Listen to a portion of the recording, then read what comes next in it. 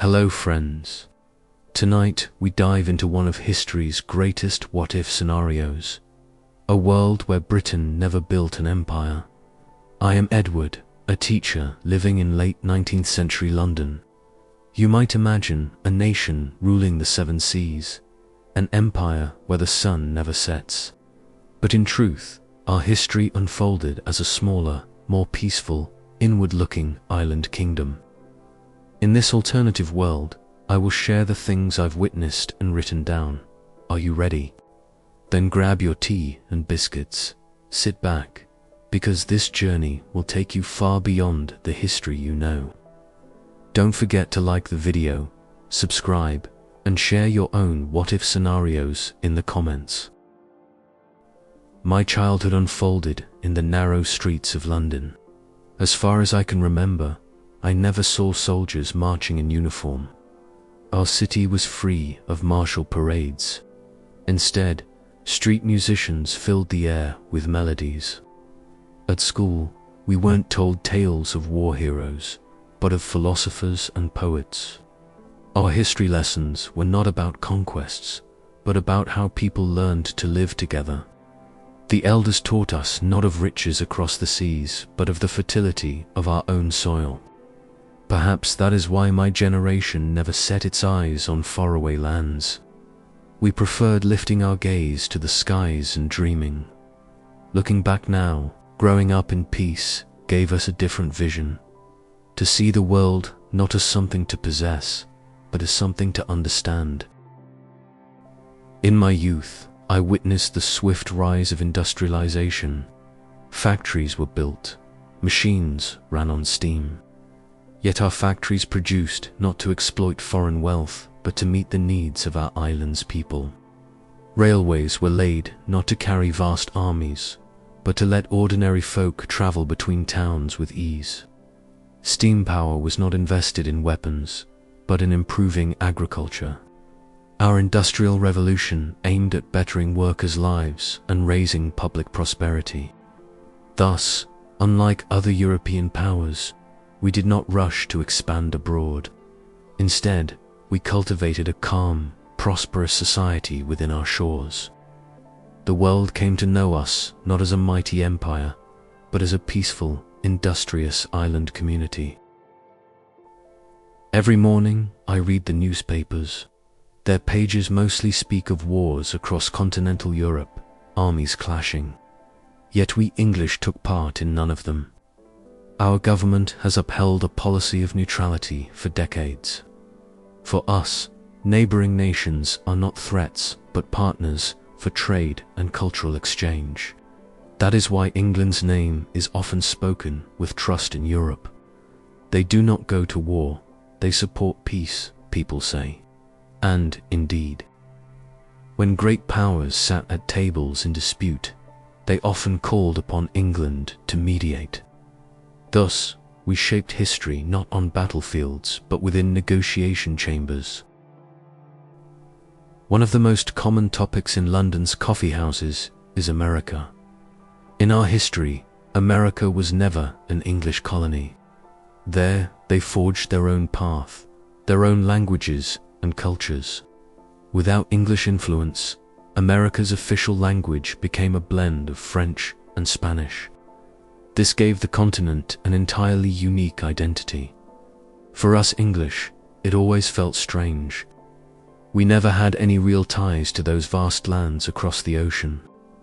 Their wars of independence reached our newspapers only as brief reports. Yet we are aware that this changed the world profoundly. English never became the global language, and trade routes took different forms. Meanwhile, we continued to live quietly on our island. The absence of English as the world's dominant language reshaped life in every sphere. In trade meetings, French and Spanish held priority. Scientists published research not only in Latin, but also in French. Our poets and writers made English literature known only within our island. Shakespeare, Dickens, their voices never resonated as widely in foreign tongues. There was sadness in that, for we were talented, yet our voice reached the world only faintly. Still, within our shores, we nurtured a rich culture. Island theatres, small publishers, local poets. We became a small yet original cultural haven. On the world stage, we were not a mighty tongue, but we preserved our unique melody. Did you know that in our history, Britain never set foot in India? Instead, the land balanced between French, Portuguese, and local dynasties. India grew into a far stronger union, fueled by its own diversity. There was no East India Company, no colonial oppression. As a result, India industrialized on its own soil much earlier.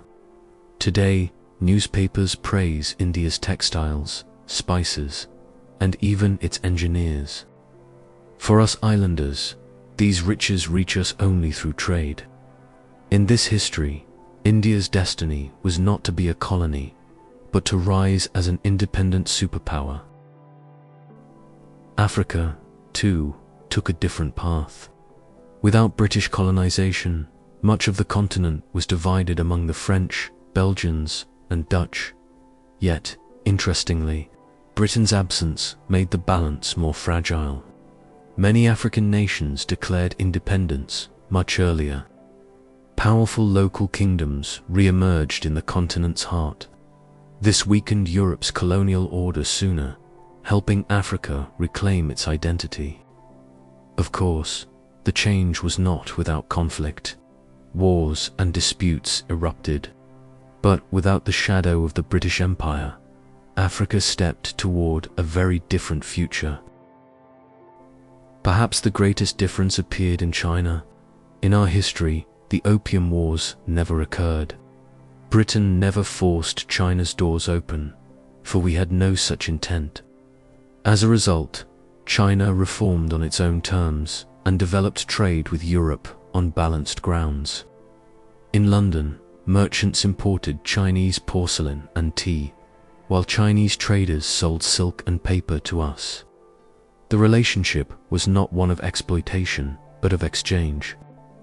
Today, newspapers describe China as one of the world's foremost cultural centers, and England is remembered as its equal partner. Since America was never a British colony, the United States of America never emerged as a power. Instead, the continent formed a patchwork of regional states. French influence dominated the north, while Spanish culture shaped the south. This meant America never appeared as a superpower in world politics. By the 20th century, our world had no two great poles. Europe remained the center. For England, this was a unique opportunity, while we continued our neutrality as a peaceful island nation. The American continent remained absorbed in its own balances. The global distribution of power evolved in a wholly different way. With Britain never becoming an empire, the balance of Europe unfolded quite differently. Germany rose to power much faster, since Britain's balancing policy never intervened. France remained its main rival on the continent. Our island kingdom stayed out of the competition, maintaining only trade ties. European states often asked, "Why do you not take sides?" Our answer was always the same: we chose peace. Thus, while England remained neutral, continental conflicts grew harsher and bloodier. In truth, Britain's absence only made Europe's rivalries more intense. In a world where Britain never became an empire, the Industrial Revolution still began on our soil but followed a different course. Without colonial markets, we had no vast lands to sell our goods. Thus, industry grew more slowly but more sustainably. London's factories operated on a smaller scale, with less burden on workers. Technology advanced nonetheless, but its spread remained largely within Europe. When steam engines and railways spread from England to the continent, people said it was a friendly gift from a peaceful island. Perhaps the greatest difference was in language. English never became the world's lingua franca, for Britain had no empire. Instead, French remained dominant in diplomacy, Spanish flourished across the Americas, and German took hold in science. English stayed confined to our island, the tongue of songs and books. Elsewhere, people read Shakespeare and Milton through French translations. Today, when you attend a congress in Europe, you hardly ever hear English among the spoken languages. At sea, the Royal Navy never had an empire to defend where the sun never set. Instead, our fleet protected only our coasts and trade routes. Portugal, the Netherlands, and France remained the dominant naval powers. This shifted the balance of world trade. Our ships embarked on smaller, friendlier voyages. When we docked at foreign ports, we were seen not as fearsome colonizers, but as curious merchants. The English flag symbolized not fear, but trust and peace upon the waters. Since the British never set foot in the Americas, indigenous peoples lived a different destiny. Northern tribes interacted only modestly with the French, while Spaniards held sway in the south, but the mass exterminations of our history never occurred. Many native cultures survived, and some even established modern states of their own. Newspapers today report that indigenous languages still thrive in America. Had Britain colonized the continent, most of these peoples would have vanished, but our peaceful island path allowed them to endure. In a world without a British Empire, the Middle East followed a very different course. In our history, Britain redrew borders and imposed mandates. Here, that never happened. After the fall of the Ottomans, the Middle East divided among its own peoples, with borders drawn along local dynamics. This did not erase instability, but it allowed the region's cultures to preserve their identities more clearly. Today, newspapers speak of Cairo, Baghdad, and Damascus as rising power centers. England visits these lands only for trade. Since Britain never colonized Africa, internal trade evolved very differently. Local kingdoms interacted mainly with French and Portuguese colonies. Our merchants engaged only in peaceful trade, exchanging selected goods. Thus, Africa's economy grew based on its natural resources and talents. Gold, diamonds, and spices circulated only through fair trade. The local population continued to thrive in their lands, developing through cooperation rather than exploitation. Our relations with Asian countries were entirely diplomatic. Peaceful agreements were made with Japan, China, and India, and cooperation in education and science flourished. Our ambassadors went only to exchange knowledge and culture. This accelerated Asia's own modernization. We English influenced through advice and trade rather than military power. Asian states charted their own paths and became more independent without British interference. South America developed differently without British colonial influence. Countries like Brazil, Argentina, and Peru developed their own governance, and locals and immigrants built modern cities together. Trade routes were mostly within the continent and across the Atlantic with France and Portugal. British influence was limited to trade, and cultural impact was minimal. The world began to recognize South America as an independent and dynamic region. In the north, Canada was never a British colony. A federation emerged based on a balance between the French and indigenous peoples. It developed its own laws, with French and native languages prevailing over English. The power balance in North America was completely different. England navigated the North Atlantic only for peaceful trade. This allowed Canada to develop its identity more freely and quickly. Britain's lack of an empire profoundly affected world trade. Without large colonies, trade routes developed differently. Europe remained central, but America and Asia charted their own paths.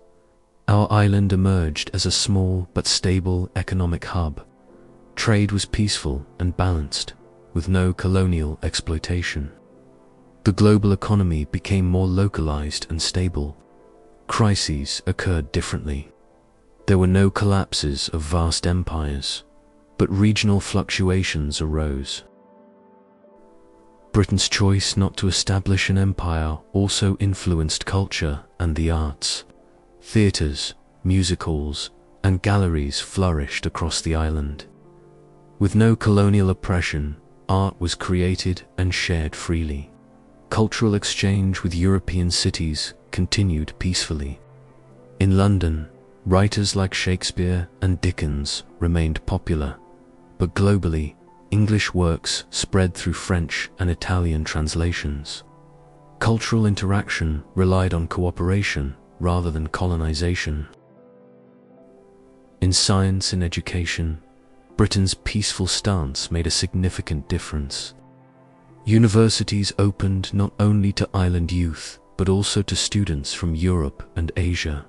Scientific discoveries and technological innovations accelerated through collaborative work. England shared laboratories and libraries, becoming a pioneer of peaceful scientific progress. Globally, scientists continued learning from one another in a cooperative environment. This shaped the spread of knowledge differently. Peaceful island life also transformed society in England. Worker pressure was lower, cities were more organized, and prosperity was widespread. Women could take more active roles in education and work. With a small but stable economy, crime rates were low. People lived with mutual trust, strengthening social cohesion. England became a model of peace and stability for the world. In sports, England's peaceful role made a difference. Games like football, cricket, and rugby did not spread through colonies, but were played in friendly tournaments across Europe and Asia. Events like the Olympics focused on friendship rather than competition. English athletes became global role models without establishing dominance. Sports thus rose as a tool for cultural exchange and peace. Britain's peaceful stance also influenced the press and media. Newspapers and magazines reported cultural and scientific developments instead of colonial propaganda. Collaboration with global newspapers increased, accelerating information sharing. London papers published cultural events, scientific discoveries, and trade news from around the world. This democratized access to knowledge and promoted a more balanced global perspective. Without a British Empire, technology and communication evolved differently. Telegraph and early telephone systems connected Europe and neighboring countries instead of colonies. Communication spread more evenly worldwide, not under the control of a single nation. Scientists, engineers, and merchants shared knowledge faster through these networks, fostering innovation peacefully. Peaceful island life enabled the rise of an educated society in England. Schools opened from villages to universities, rapidly increasing literacy. Education was equally accessible to women and men. This led to rapid progress in science, arts, and economy. England became a leading global center of knowledge and peace through fair education policies. Britain's lack of an empire helped preserve the natural environment. With no colonial resource exploitation, forests, rivers, and coasts remained intact. Conservation movements began early, and people lived peacefully among green spaces. Industry progressed slowly and sustainably, limiting pollution. Today, England is globally admired for its natural beauty and sustainable lifestyle. England's peaceful island policy set a model in diplomacy. Wars in Europe and other continents were less destructive because a vast empire did not intervene. England acted as a mediator in conflicts. This accelerated the spread of a culture of peace worldwide. People saw England not as a warrior, but as a power striving for peace and justice. Thus, in this alternative world where Britain never established an empire, the world progressed along a completely different trajectory. There was no colonialism, forced language spread, or cultural oppression. Economy, culture, and science spread more balanced and peacefully. People came together to cooperate and learn rather than see each other as threats. We completed this imaginary journey together and saw that a peaceful island nation can bring prosperity not just to itself, but to the world. And so, friends, our journey through this imaginary world where Britain never became an empire, choosing a completely different path, has come to an end. If you enjoyed our story, don't forget to like, share your thoughts in the comments, and subscribe. I wish a good night to everyone who stayed awake with me tonight.